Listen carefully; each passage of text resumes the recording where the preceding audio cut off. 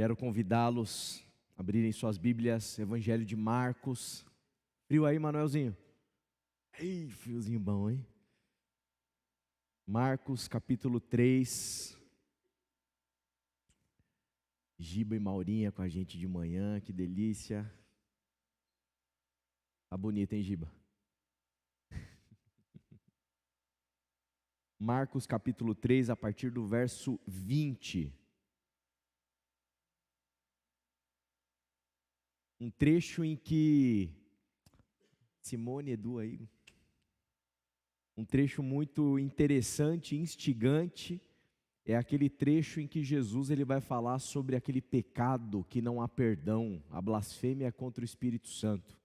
Então a gente vai, a partir do texto e não dos ditos populares evangélicos, a gente vai tentar entender do que se trata tal pecado. Marcos 3, a partir do 20, diz assim: certo dia, Jesus entrou numa casa e as multidões começaram a se juntar outra vez. Logo ele e seus discípulos não tinham tempo nem para comer. Quando os familiares de Jesus souberam o que estava acontecendo, tentaram impedi-lo de continuar. Está fora de si, diziam. Então, os mestres da lei que tinham vindo de Jerusalém disseram: está possuído por Beelzebu, príncipe dos demônios. É dele que recebe poder para expulsar demônios. Jesus o chamou e respondeu com uma comparação. Como é possível Satanás expulsar Satanás? Perguntou. Um reino dividido internamente será destruído. Da mesma forma, uma família dividida contra si mesma se desintegrará. E se Satanás está dividido e luta contra si mesmo, não pode se manter de pé, está acabado. Quem tem poder para entrar na casa de um homem forte e saquear seus bens? Somente alguém ainda mais forte, alguém capaz de amarrá-lo e saquear sua casa. Eu lhes digo a verdade, todo pecado e toda blasfêmia podem ser perdoados. Mas quem blasfemar contra o Espírito Santo, jamais será perdoado.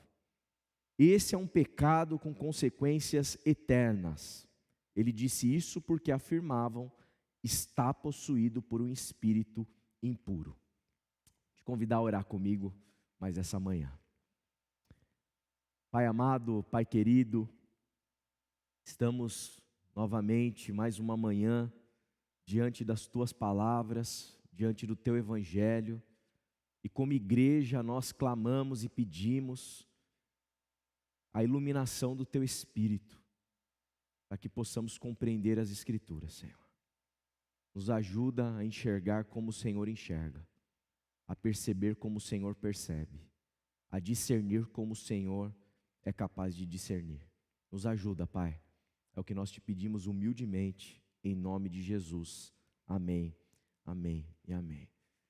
Queria te convidar a navegar um pouquinho nesse texto, e a gente vai tentar esmiuçar ele, do comecinho ao fim, para a gente compreender sobre o que Jesus está falando, o que está acontecendo aqui, e chegarmos aí à resposta, talvez, sobre do que se trata essa blasfêmia contra o Espírito Santo. A gente nota, em primeiro lugar, nesse trecho, que Jesus ele entra aqui numa casa e mais uma vez as multidões começam a se amontoar ali ao redor dele, e ele fica sem espaço, provavelmente, como já foi narrado em outros trechos, e aqui eles começam a não ter tempo para comer. A mensagem de Jesus cativa o povo de tal maneira que a demanda por Jesus, a demanda pelo ensino de Jesus é tal que a casa começa a ficar apertada.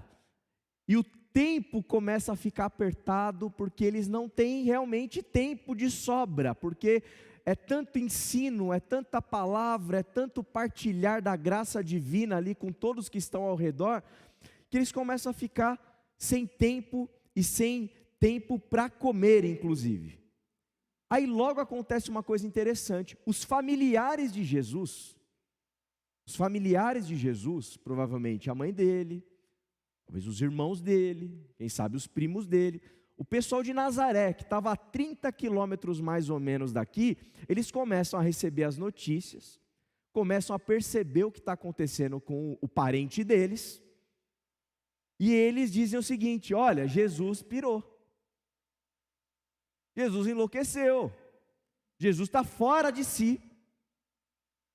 Olha o que ele está fazendo com ele mesmo, ele está se submetendo a um negócio, ficar sem comer, ele está ficando sem tempo, o pessoal está se amontoando ao redor dele.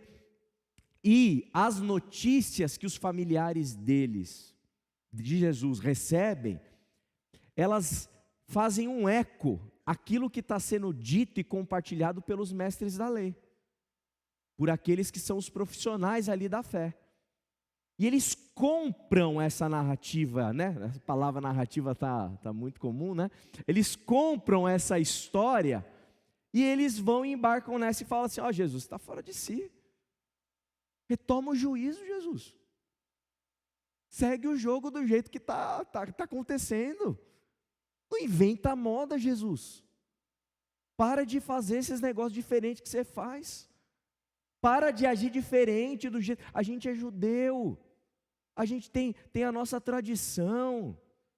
Nós temos a nossa lei, nós temos Moisés.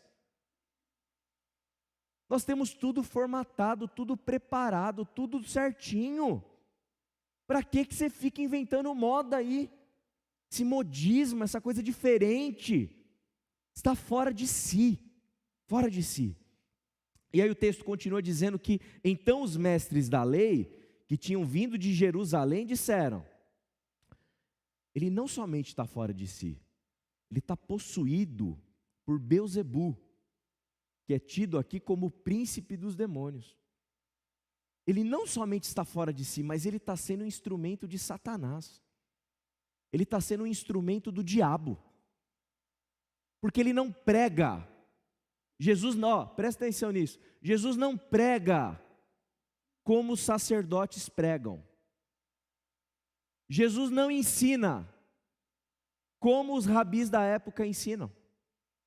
Jesus não se comporta como os religiosos da época se comportam. Jesus, ele não age como os religiosos da época agem. A vida religiosa de Jesus destoa demais de todos esses mestres da lei, ao ponto deles fazerem esse tipo de afirmação: ele está possuído por Beelzebu, ele recebe poder do diabo para expulsar o diabo. E Jesus vai contradizer, contra-argumentar isso e falar assim: olha, isso aqui não tem sentido, não tem lógica o que vocês estão falando. Porque o reino de Satanás, ele não está dividido. Se ele tivesse dividido, ele não tinha força, não tinha poder. Só expulsa um espírito imundo alguém que é mais forte que esse espírito imundo. É essa a argumentação. Aí ele vai usar até vai trazer essa ideia da casa, que tem um homem forte. Quem que pode saquear a casa de um homem forte? Tem que ser alguém mais forte, alguém com mais poder. E ele está dizendo: eu tenho mais poder. Eu sou esse mais forte que Beelzebu, que os demônios, que os espíritos imundos. Então essa argumentação de vocês que eu faço isso pelo poder do próprio Satanás está completamente equivocada. E aí ele vai chegar na famosa frase a respeito do pecado, da blasfêmia contra o Espírito Santo. Mas o ponto introdutório aqui que a gente tem que perceber é esse: Jesus, ele não se encaixava. Jesus, ele não se encaixava, ele destoava. Você já teve a impressão de ouvir um pastor pregando, que você fala: nossa, é diferente daquele da TV, é diferente daquele da igreja do meu amigo, da minha amiga, soa diferente. Já teve a experiência de ouvir alguém pregando e você se sentir desconfortável? Já? Desconfortável, falar assim: nossa, você volta para casa assim, sabe? Parece que se mexendo, parece que tem um negócio assim diferente.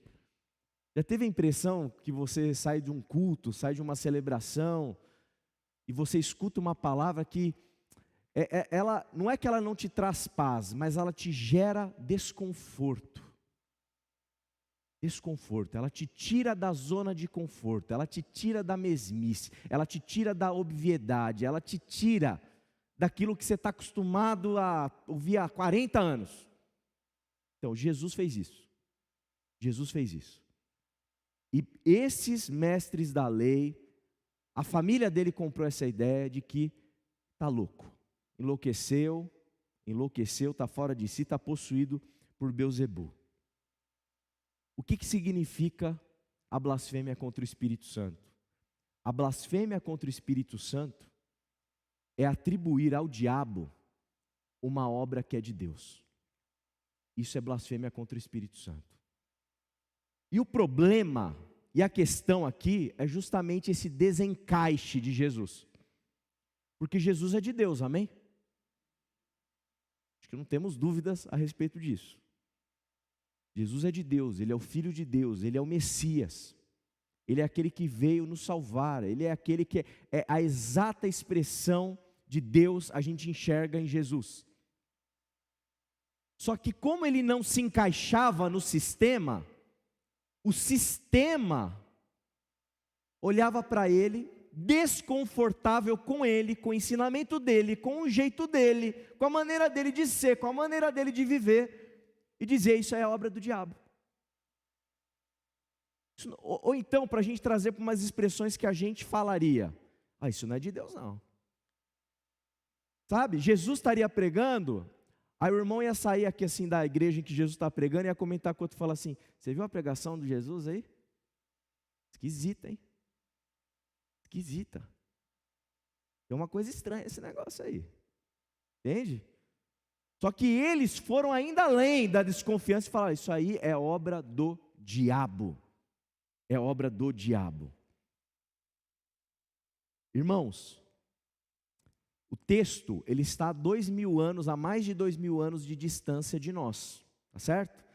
Então a gente precisa tentar encontrar as conexões com o nosso dia a dia para a gente poder entendê-lo e para o texto fazer sentido para a gente. Fazer sentido para a gente. Nós precisamos ter muita cautela na hora de nós discernirmos um tipo de mensagem religiosa que nos é passada, que nos é pregada. Muita cautela. Porque esses aqui que atribuem a obra de Jesus ao diabo, eles são entendidos. Eles conhecem Bíblia melhor que todo mundo aqui junto. Eles sabem textos de cor mais do que todo mundo aqui junto.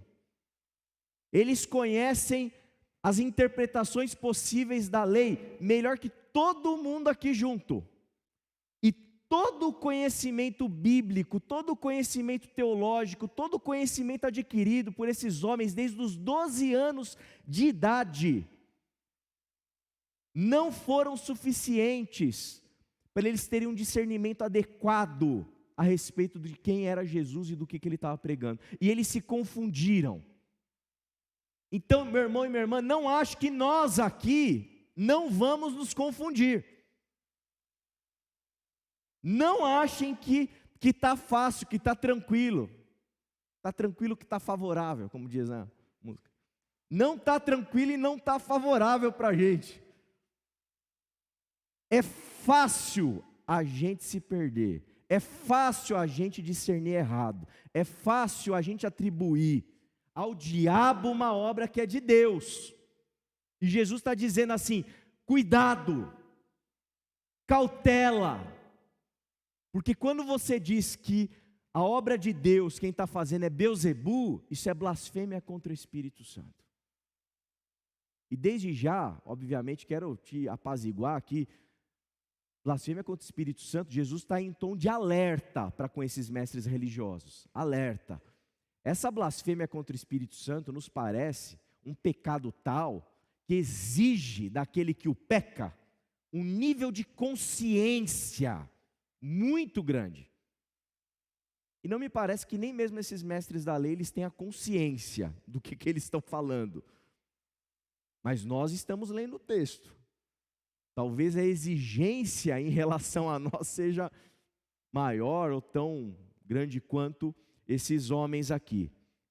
Cuidado, cuidado, porque o Evangelho, a mensagem de Jesus, ela confunde os sabichões, ela confunde os sábios. E se ela confunde sábios, eruditos, conhecedores como estes aqui do texto, que dirá nós? Que dirá nós? Quando a gente lê o Evangelho de Marcos, tem algumas coisas a respeito de Jesus que a gente precisa rememorar aqui, principalmente no capítulo 2, que eu acho que vão ajudar a gente a entender as obras que Jesus faz. As obras que Jesus faz, que eles estão dizendo que não é Jesus que faz, que é o diabo que faz. Quem é esse Jesus? Afinal de contas, o que ele faz? Como que ele age? Quem ele é? Para a gente conseguir discernir Jesus, para a gente não confundir o Evangelho de Cristo Jesus com outras coisas. E para a gente não correr o risco, ou mitigar o risco, da gente atribuir ao diabo a obra que é de Jesus. Marcos capítulo 2, verso 5, a gente já passou por esses textos aqui, então volte para o capítulo 2, por favor, abre sua Bíblia aí, vamos ver algumas coisas que Jesus faz, como se manifesta esse poder de Jesus, que eles estão atribuindo aqui ao diabo.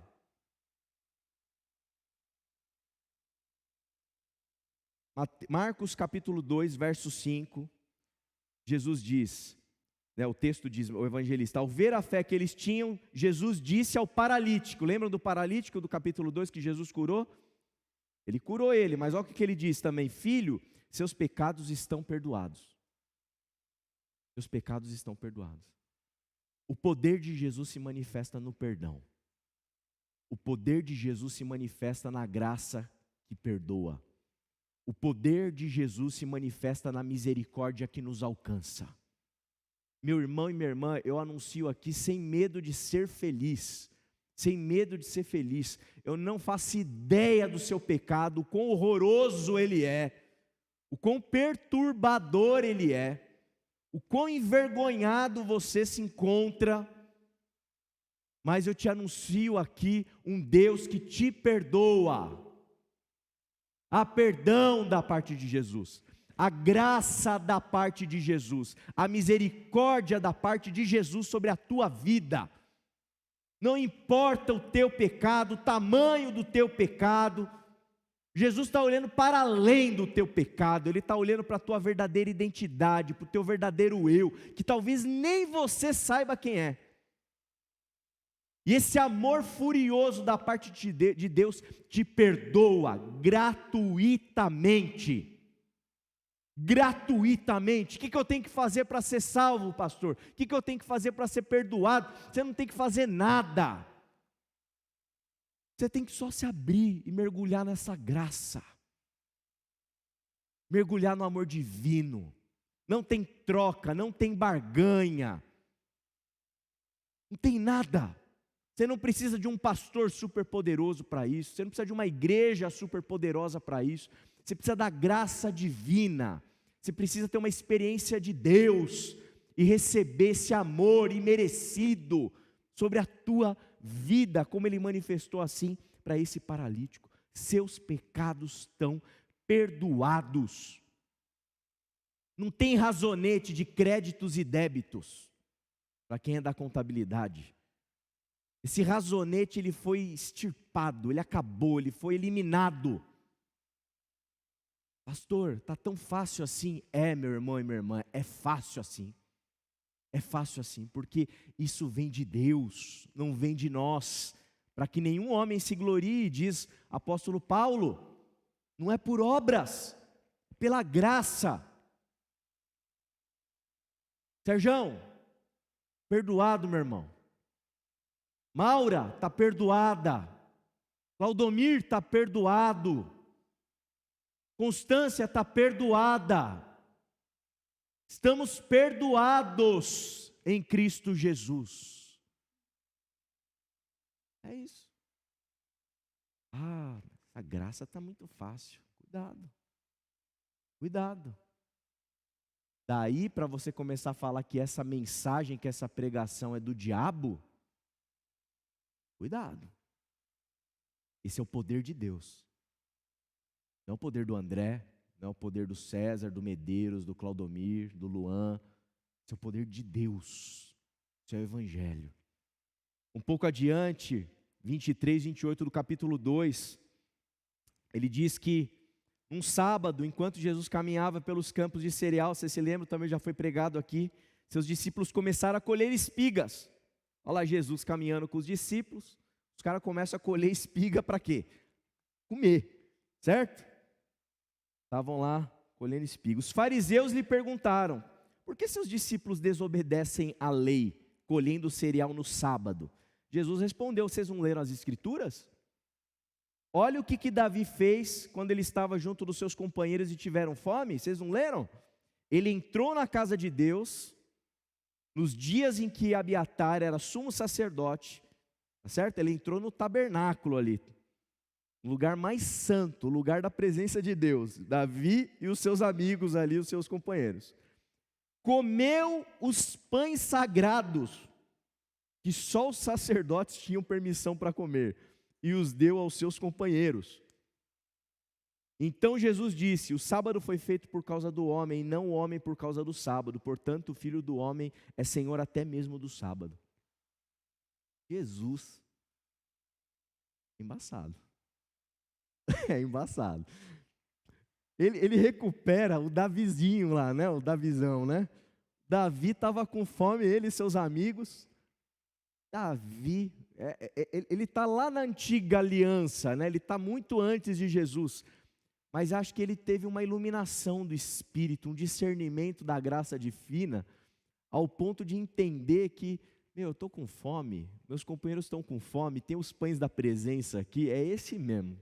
Pode cortar, passa uma manteiga, carne louca e manda bala aí, todo mundo, vamos comer esses pães. E ele come, e ele se alimenta, e Deus não o pune. Ele não é fulminado, os soldados que estão com ele não são fulminados. Gente, você tem noção do que é isso? Jesus recupera isso para justificar. Sim, eu estou comendo no sábado, eu estou juntando espigas nos sábados com os meus amigos, com os meus companheiros, com os meus discípulos. Afinal, o sábado foi feito por causa do homem ou o homem foi feito por causa do sábado? Aí Jesus explica, o sábado foi feito por causa do homem. Não é o homem que foi feito por causa do sábado. Olha a inversão que Jesus faz. Olha o quão libertador é essa compreensão. É libertadora essa compreensão. Jesus tem um poder de fazer pensar. Jesus tem o poder de gerar reflexão. Jesus tem o poder de gerar desconforto. Jesus tem o poder de fazer com que a gente consiga reinterpretar, acessar novamente o texto sagrado e ter uma nova interpretação. Jesus faz isso. Jesus faz isso, ele faz pensar. E esse pensamento, essa reflexão emancipa, liberta, faz com que a gente seja livre. Você acha que isso agrada ou desagrada a classe religiosa que está acostumada com aquela mesma batidinha e tal? Desagrada. Desagrada ao nível de dizer, isso que ele faz é por poder de Beelzebu. Mas Jesus, meus irmãos, Jesus ele faz pensar. Ele faz pensar. Se você somente gosta de ouvir aqueles ou aquelas que reforçam tudo o que você sempre acreditou a vida inteira do mesmo jeitinho, isso não me parece coisa de Jesus. Jesus faz a gente pensar, faz a gente refletir, faz a gente crescer, faz a gente amadurecer, faz a gente se libertar. Cuidado, para não achar que o poder de Deus é o poder do diabo. O diabo quer que você fique na mesma batidinha. E aí o pior é que às vezes a gente acha, né, que a mesma batidinha é na verdade o poder de Deus. E aí quando tem uma batidinha diferente, a gente fala que é o poder do diabo. A coisa é meio confusa, né? Mas é confusa mesmo, por isso que Jesus foi para a cruz. Por isso que é insuportável, é intragável, é difícil o discurso de Jesus para essas pessoas. Porque eles acham que a batidinha que eles estão, o caminhar que eles estão, aquilo que eles estão acostumados, eles acham que aquilo que eles aprenderam, sabe? Na espada bíblica de quando eles tinham 2 anos de idade, aquilo é de Deus e ficou de Deus para sempre, e se cristalizou e é Moisésinho, e não pode colher espiguinha de sábado, não pode colher espiguinha de sábado. E quando chega alguém comendo, colhendo e dizendo que Davi fez igual, não entra na cabeça deles, mas Jesus, Ele faz isso, o poder dEle está em nos libertar. Vamos mais uma? Marcos 2,14 agora. Enquanto caminhava por ali, Jesus viu Levi, filho de Alfeu, sentado no lugar onde se coletavam os impostos. Ele diz para Levi: siga-me, siga-me. E Levi se levantou e o seguiu. Levi era um cobrador de impostos, é o Mateus de quem ele está falando aqui. Levi era alguém desprezado por toda aquela judaizada que estava ali. Ele era visto como um traidor da pátria.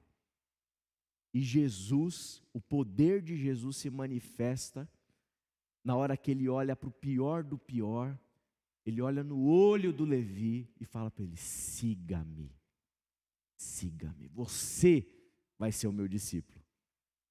Jesus não manda uma mensagem para o seminário dos sacerdotes perguntando para eles: olha, quem vocês têm de bom aí para mandar para ser meu discípulo? Não, Jesus ele vai e busca o cobrador de impostos. Ele vai e busca os pescadores ali. Ele faz do Saulo perseguidor da igreja apóstolo. Ele faz de Maria Madalena uma das principais discípulas do mestre. Ele pega os piores dos piores dos piores daquela sociedade e os ama, e os chama para serem os seus discípulos. A mensagem de Jesus é difícil para esses religiosos da época que acham que o poder dele é um poder de Beelzebu. Por quê? Porque ele ama, ele constrói relações amorosas com pessoas que não estariam aptas a terem relações amorosas com religiosos e rabis como ele. Jesus, ele anda, vocês já viram isso nos evangelhos quantas e quantas e quantas vezes? Samaritanos, ele anda com samaritanos, ele conversa com a samaritana, ele anda com prostitutas, ele come com os publicanos, ele come com os caras. Esse é Jesus de Nazaré.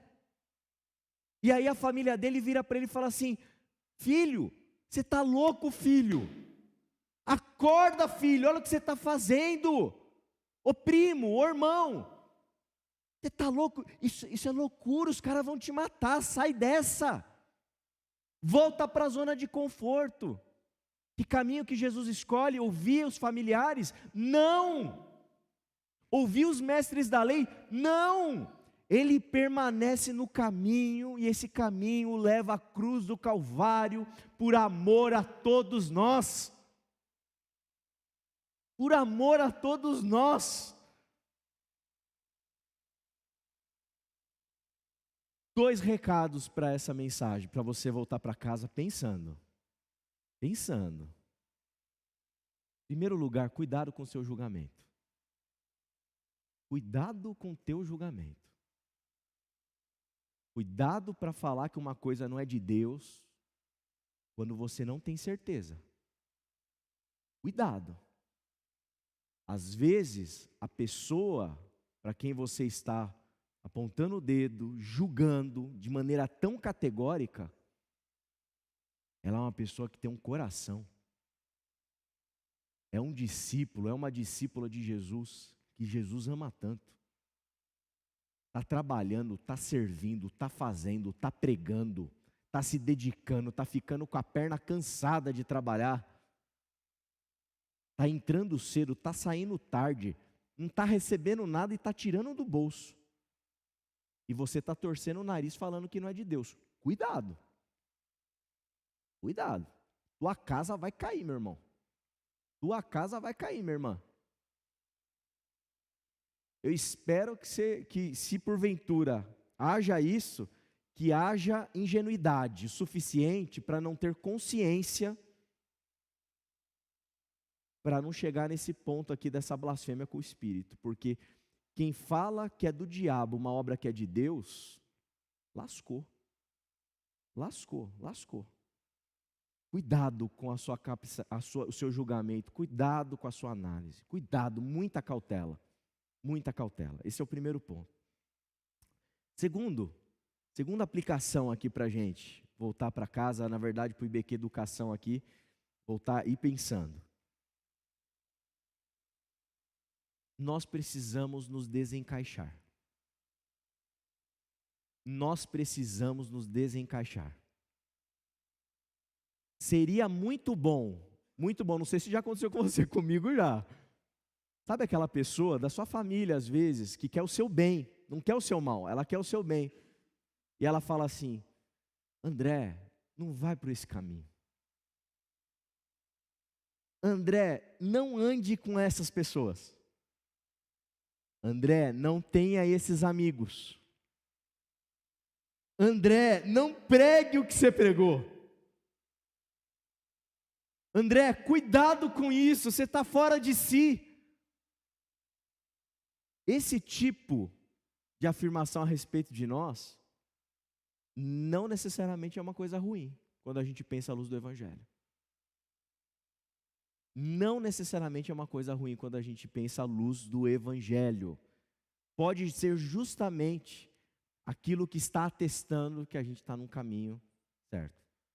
Não necessariamente, tá? Às vezes a gente tem que ouvir as pessoas, tá? Porque às vezes a gente está fazendo uma burrada gigantesca, certo? E a gente tem que estar esperto para poder entender. Mas eu já presenciei, já testemunhei gente na caminhada que disse assim: eu não sento para tomar um café com aquele ali naquela padaria, naquele lugar, porque senão vão me ver e vai queimar o meu filme. Tá certo? Ambiente religioso, gente. Ambiente pastoral. É assim que funciona. Eu não sento com aquele lá. Você tem certeza que você vai encontrar ele ali, naquele lugar, naquela hora? Perfeito? O que você tem ouvido dos seus familiares? O que você tem ouvido dos seus irmãos e irmãs religiosas que caminham com você, que estão com você na caminhada? Será que você não está muito encaixadinho? Será que você não está muito no sisteminha? Será que você não está fazendo o joguinho? Será que você não está andando, sabe, nas modinhas, nos youtubezinhos, nas sistematizazinhas, nas teologiazinhas? Será que não está faltando para você justamente ser mais parecido com Jesus e ter coragem de viver, experimentar o Evangelho e o poder de Deus, poder que nos liberta, poder que nos perdoa, poder que nos faz amar sem medida? Que em nome de Jesus, meu irmão e minha irmã, que você possa se abrir nessa manhã para o Espírito do Cristo e se encher dele com um poder parecido, semelhante, equivalente ao dos mártires do passado, que por tanto amarem, que por tanto perdoarem, que por tanto produzirem libertação para aqueles que estavam ao redor, foram martirizados, foram mortos, foram perseguidos, foram chamados de Belzebu, que faziam pelo poder de Belzebu, que eram hereges, que estavam enganados. Que em nome de Jesus, essa é a minha oração, ela é meio louca mesmo, que o Espírito do Cristo nos encha dele, para que a gente experimente na totalidade, na plenitude, aquilo que vem de Jesus de Nazaré, e que a gente possa viver o Evangelho com coragem, para que quando alguém bater na nossa porta e dizer assim: você está louco? Eu estou louco por Jesus, eu estou cheio do Espírito dele, e não venha me proibir de amar ninguém, porque eu vou amar abundantemente. Não venha me proibir de anunciar a graça divina, o perdão divino, porque eu vou anunciá-lo abundantemente. Não me venha dizer que eu tenho que parar de pensar, porque continuarei pensando, refletindo e produzindo libertação para aqueles que estão perto de mim. Aleluia! Que assim seja com você, que assim seja comigo, e que a gente caminhe com coragem, nem que isso nos leve para as cruzes, a gente pode encontrar no final da caminhada, mas que a gente seja fiel ao Senhor, amém? Vamos orar. Pai querido, Pai amado, obrigado pelo Teu Evangelho, porque nele, no Teu Evangelho, nós encontramos luz. Nos ajuda, Senhor, nos ajuda, nos encha do Teu Espírito, nos dê discernimento, para sabermos ouvir e perceber as reais bobagens que talvez estejamos fazendo, mas nos dê também ouvidos para ouvir e discernir, quando disserem para nós que o que estamos fazendo é do diabo, que a gente tenha segurança no Senhor, para não nos confundirmos e permanecermos fiéis ao Espírito do Evangelho, fiéis a Jesus de Nazaré, fiéis àquilo que recebemos da Tua parte.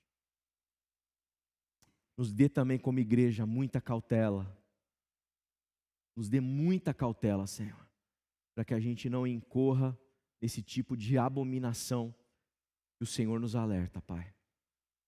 Nos ajuda a caminharmos, nos ajuda a discernirmos as pessoas, as falas, as frases, as acusações. E que a gente possa, como igreja, ser um sinal desse Jesus que não se encaixa nessa religião. E possamos ser um sinal, como a Tua palavra já disse a respeito de muitos profetas, do próprio Cristo, um sinal de contradição nesse mundo. Para que através dessa confusão brote a luz que ilumina e nos ajuda a ver Jesus, a exata imagem de Deus Pai. Seja assim comigo, com todos nós, hoje e sempre. Amém, amém, amém. Lembrei de outra coisa aqui, só para completar, fiquei com vontade de falar.